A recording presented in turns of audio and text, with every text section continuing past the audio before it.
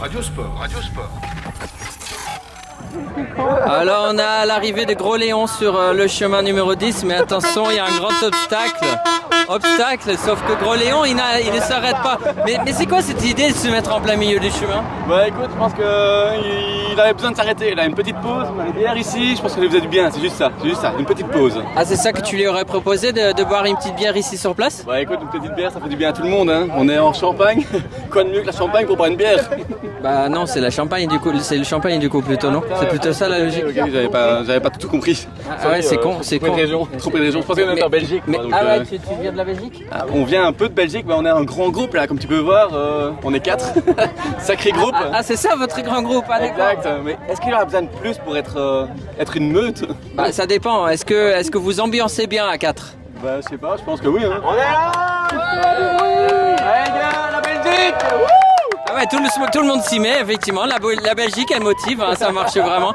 Et du coup, bah, vous êtes de la Belgique, mais qui est donc votre coureur préféré?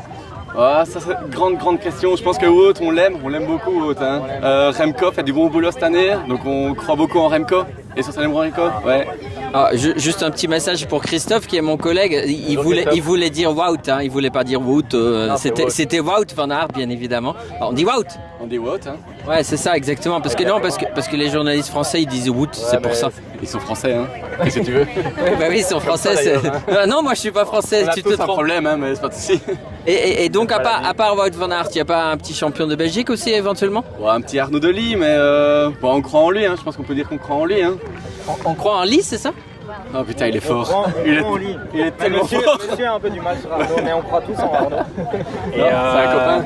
Et avant tout, aujourd'hui, on doit être tous derrière Remco. Hein. Tous derrière Remco aujourd'hui en maillot blanc?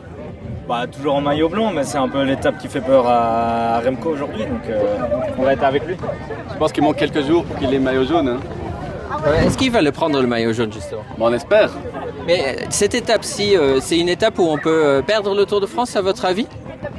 Ou en tout cas, Pogacar peut gagner le Tour de France. Ici sur cette étape à 3? Je pense qu'il manque pas grand chose. Hein. Il manque pas grand chose. Ouais, mais il peut le gagner, mais est-ce qu'il va creuser son écart ici? Moi, j'y crois. Moi, je pense que Tadej va attaquer, mais 400 mètres d'ici sur la montée, il va finir 77 km. Il va aller finir solo. 77, hein, petite traduction, c'est 77 pour les Français.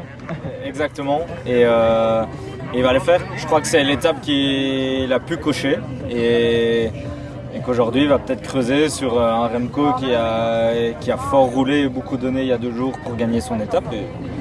Bon, je pense qu'on va le voir passer tout seul. Hein. Mais justement, ça crée débat un petit peu parce que est-ce que Tadej Pogacar, c'est sur une étape comme celle-ci où il doit se découvrir, potentiellement se retrouver seul à l'avant sans aucune aide de ses coéquipiers? C'est un peu dangereux, non?